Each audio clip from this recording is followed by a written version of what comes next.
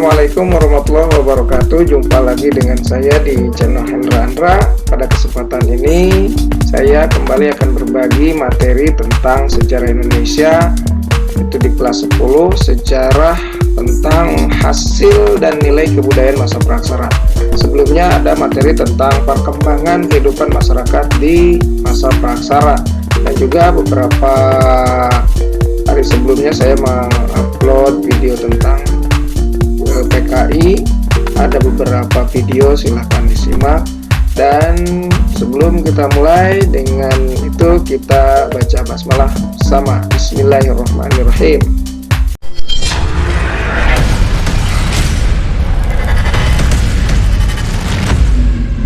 Kita mulai saja materinya, yaitu hasil dan nilai kebudayaan masa praksara.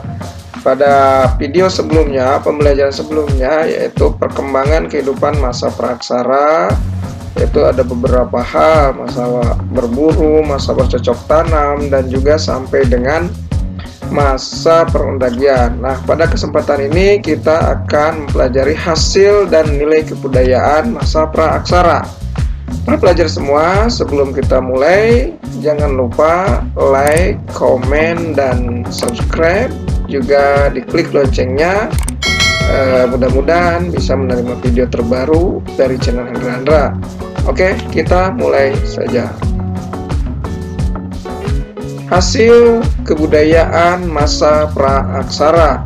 Nah, di masa praaksara ini ada beberapa hal yang akan disampaikan pada kesempatan ini, bahwa kehidupan masa praaksara itu ada beberapa kegiatan yang dilakukan oleh manusia di zaman dahulu kala. Pertama, ada penemuan teknologi yang sangat sederhana yang sering dilakukan oleh manusia purba pada saat itu, atau masa praaksara. Arti masa praaksara itu di mana manusia belum mengenal tulisan. Yang kedua, ada sistem kepercayaan. Ada juga yang ketiganya, nilai kebudayaan masa praaksara. Para pelajar semua, insya Allah pada kesempatan ini mudah-mudahan bisa tersampaikan materinya, beberapa hal yang akan disampaikan pada kesempatan ini. Oke, yang pertama, penemuan teknologi yang sangat sederhana, yaitu ditemukannya atau penemuan api. Kita lihat penemuan api di sini. Para pelajar semua, penemuan api, ada beberapa peneliti memperkirakan penemuan api terjadi pada periode kehidupan manusia purba jenis Homo erectus. Jenis Homo erectus ini manusia purba yang berbadan tegap. Mereka sudah mulai menggunakan atau membuat dan membakar menggunakan api dengan cara yang sangat sederhana sehingga memunculkan api. Mereka menggunakan api untuk mengolah makanan, menghangatkan badan, juga menerangi ruangan dan mengusir binatang-binatang buas.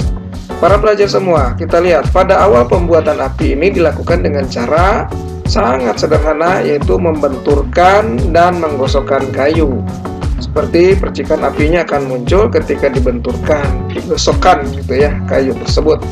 Terus juga yang dihasilkan ini terus diarahkan pada daun-daun kering atau dedaunan yang kering, kemudian diperbesar dengan menambah kayu bakar. Nah, pada masa bercocok tanam ini manusia menggunakan api untuk membuka hutan. Mereka menebang pohon berukuran yang sangat besar lalu membakarnya. Terus juga mereka membuat lahan yang sangat bersih. Nah, ini ada contoh mereka dalam pembakaran kayu. Oke, para pelajar semua, kita lanjutkan ke materi berikutnya. Yang kedua, peralatan-peralatan yang terbuat dari tulang. Peralatan-peralatan yang terbuat dari tulang ini, kebudayaan yang mengembangkan peralatan dari batu dan tulang. Nah, di Indonesia terbagi menjadi dua. Yang pertama, budaya Pacitan. Yang kedua, budaya Ngandong. Kebudayaan Pacitan ini identik dengan alat-alat batu berupa kapak primbas, atau yang disebut dengan cover ya. Tempat penemuan tradisi ini, kapak primbas, Oke, para pelajar semua, saya kembali sampaikan bahwa kehidupan manusia masa praaksara dari peralatan batu dan tulang, bahwa kebudayaan yang mengembangkan peralatan dari batu dan tulang di Indonesia ini terbagi menjadi dua, budaya Pacitan dan budaya Ngandong. Para pelajar semua, budaya Pacitan atau kebudayaan Pacitan ini identik dengan alat-alat batu atau yang terbuat dari batu berupa kapak primbas atau sering disebut dengan copper atau koper lah. Nah, ini gambar dari kapak primbas.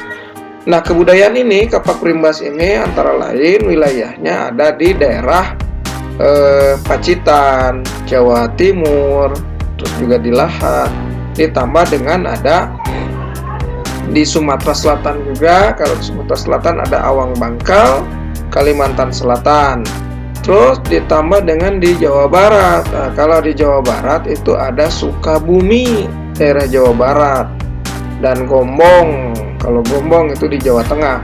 Para pelajar semua, para sahabat semuanya, ini alat-alat yang digunakan oleh mereka pada masa praaksara dalam kehidupannya sehari-hari. Banyak kapak, ada cover, ada flekes, ada tombak.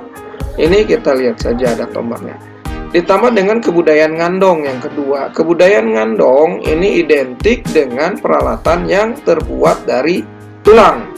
Nah, kita lihat dari tulang, terus tanduk, dari duri ikan. Nah, oleh karena itu, kebudayaan Ngandong ini disebut juga sebagai kebudayaan tulang. Oke, para pelajar semua, para sahabat semua, itu materi kehidupan masyarakat praaksara dari peralatan yang mereka gunakan batu dan tulang. Sebelumnya ada kehidupan sederhananya, mereka menemukan api. Para pelajar semua, kita lanjutkan ke penjelasan yang lain dari peralatan batu dan tulang, dan mereka juga penemuan teknologi berikutnya itu teknik pembuatan alat-alat dari batu. Kita lihat teknik pembuatan alat-alat dari batu, para pelajar semua. Pertama, teknik pembuatan alat ini digunakan pada masa praaksara yaitu teknik pemangkasan, teknik Levallois, dan teknik upam. Para pelajar semua, teknik pemangkasan dilakukan dengan cara pemangkasan batu menggunakan martil. Itu martil batu untuk memperoleh bentuk permukaan yang tajam dan bagian pegangannya. Itu para pelajar semua. Yang kedua ada teknik Levallois. Itu atau teknik Levallois ini teknik pembuatan alat serpih batu yang menghasilkan dataran pukul berfaset atau juga berbidang-bidang. Di Indonesia penggunaan teknik ini Levallois ini ditemukan pada peninggalan alat-alat serpih dari kebudayaan Pacitan atau yang disebut dengan flekes, ya, alat-alat serpih itu. Nah, para pelajar semua, teknik upam. Sekarang kita masuk ke teknik upam. Artinya teknik upam ini batu yang asalnya kasar menjadi halus dan dihaluskan. Nah, alat ini digunakan untuk mengasah, biasanya berasal dari jenis batuan adesit, ya, batuan adesit, sehingga batu-batu yang lain yang kasar itu bisa lembut gitu, jadi tidak kasar dan halus. Nah, ini batu-batuannya yang digunakan oleh manusia sebelumnya. Para pelajar semua, para sahabat semua, sebelum dilanjutkan jangan lupa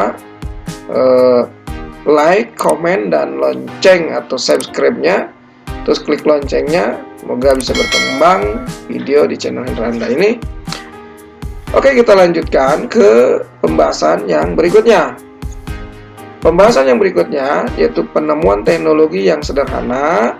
Kita masuk kepada pembuatan tempat tinggal. Manusia purba di zaman dulu sudah mulai membuat tempat tinggal. Nah, pembuatan tempat tinggal, kita lihat. Pembuat tempat tinggal. Tempat tinggal ini mulai dikenal oleh manusia purba. Nah, setelah hidup secara menetap, tempat tinggal manusia pada masa Praksara ini masuk ke masa Praksara, bahwa masa Praksara ini berkaitan erat dengan penemuan Keukenmodinger atau Abrysosroth. Nah, Keukenmodinger itu apa? Keukenmodinger ini berasal dari Denmark, bahasa Denmark berarti sampah dapur, sampah-sampah dapur. Terus Keukenmodinger merupakan timbunan atau tumpukan fosil atau kulit kerang dan siput yang menggunung. Nah, berbagai peninggalan manusia purba ini ditemukan di sekitar Keukenmodinger seperti kapak genggam yang ada pada zaman Paleolitikum. Para pelajar semua, Abrysosroth. Nah, ini berada di gua yang menyerupai ceruk atau curug batu karang. Gua-gua ini pernah dijadikan tempat tinggal manusia purba karena berfungsi sebagai tempat perlindungan dari cuaca dan binatang buas. Para pelajar semua, kita lanjutkan lagi. Materi berikutnya yaitu pengolahan logam. Pada pengolahan logam, teknik pengolahan logam ini berkembang di Indonesia berasal dari kebudayaan Dongson dibawa oleh bangsa Dutor Melayu. Nah, sebagian besar peralatan logam terbuat dari perunggu berupa campuran antara timah dan tembaga yang menghasilkan perunggu. Masyarakat pada masa Praksara ini mengenal dua teknik pengolahan logam perunggu. Pertama, teknik Sayrverdu dan Bivalvi. Nah, pertama teknik Sayrverdu ini yaitu teknik cetak lilin, karena model dari tanah liat yang akan dicetak ini dilapisi lilin. Terus yang berikutnya, teknik ini digunakan untuk membuat benda perunggu yang memiliki bentuk dan hiasan rumit. Terus yang kedua ada teknik Bivalvi, disebut juga teknik setangkup karena menggunakan dua keping cetakan yang terbuat dari batu. Cetakan ini dapat dipakai berkali-kali sesuai dengan kebutuhan. Kita lihat ini contohnya. Nah, ini gambarnya teknik Sayrverdu dan ini Bivalvi. Nah, para pelajar semua, para sahabat semua, kita lanjutkan ke materi berikutnya. Manusia purba di zaman masa Praksara mempunyai beberapa jenis kepercayaan atau jenis-jenis kepercayaan. Manusia purba ini muncul sejak masa berburu, mengumpulkan makanan, dan tingkat lanjut. Nah, pada zaman Megalitikum ini muncullah kepercayaan atau keyakinan mereka mendorong masyarakat melakukan pemujaan terhadap roh leluhur. Para pelajar semua mungkin sudah tahu apa yang disebut dengan sistem kepercayaan. Ada berapa? Itu ada 3. Pertama, animisme. Yang kedua, dinamisme. Yang ketiga, totemisme. Apa yang disebut dengan animisme? Animisme itu percaya terhadap roh nenek moyang yang selalu mengawasi dan melindungi kepada mereka, sehingga mereka menyembah roh nenek moyang. Misalnya ada satu arwah atau roh atau kepala suku yang meninggal, dia dijadikan roh nenek moyang dan juga disembah. Yang kedua, dinamisme, kepercayaan terhadap benda-benda seperti batu, pohon besar yang mempunyai kekuatan gaib. Atau kepercayaan-kepercayaan kalau di dalam masyarakat tradisi atau masyarakat di zaman dulu kala yang sistem kepercayaannya dinamisme, dia percaya kepada benda-benda, bahkan benda pusaka yang dianggap mempunyai kekuatan gaib juga dipercaya. Kalau dalam Islam itu tidak boleh, bahkan hukumnya musyrik gitu ya, menduakan Allah Subhanahu wa Ta'ala. Yang ketiga ada totemisme, percaya terhadap binatang tertentu sebagai lambang nenek moyang. Artinya yang mereka sembah itu binatang seperti sapi, gajah, kerbau, mereka sembah. Mungkin dalam agama-agama Hindu Buddha juga ada gitu ya, seperti gajah itu disembah, ular yang disembah, bukan nenek moyang singa juga. Kenapa mereka sembah? Karena ketika satu binatang tersebut mempunyai kekuatan dan ada kebermanfaatannya, mereka sembah. seperti sapi, terus juga ular, terus juga bahkan sampai dengan ke monyet. Nah, para pelajar semua, para sahabat semua, mungkin itu saja yang bisa saya sampaikan materi pada hari ini, pada kesempatan ini. Mudah-mudahan bermanfaat, yaitu dari mulai ditemukannya api, terus juga peralatan yang terbuat dari batu, dan juga alat-alat yang digunakan, ada batu kasar, batu halus, dan batu yang ada juga logam yang dibuatkannya. Nah, mudah-mudahan bermanfaat. Sebelum diakhiri, jangan lupa sekali lagi like, komen, juga subscribe-nya. Jangan lupa klik loncengnya. Mudah-mudahan para pelajar semua, para sahabat semua bisa menerima video terbaru dari channel Hendra Andra. Terima kasih. Assalamualaikum warahmatullahi wabarakatuh.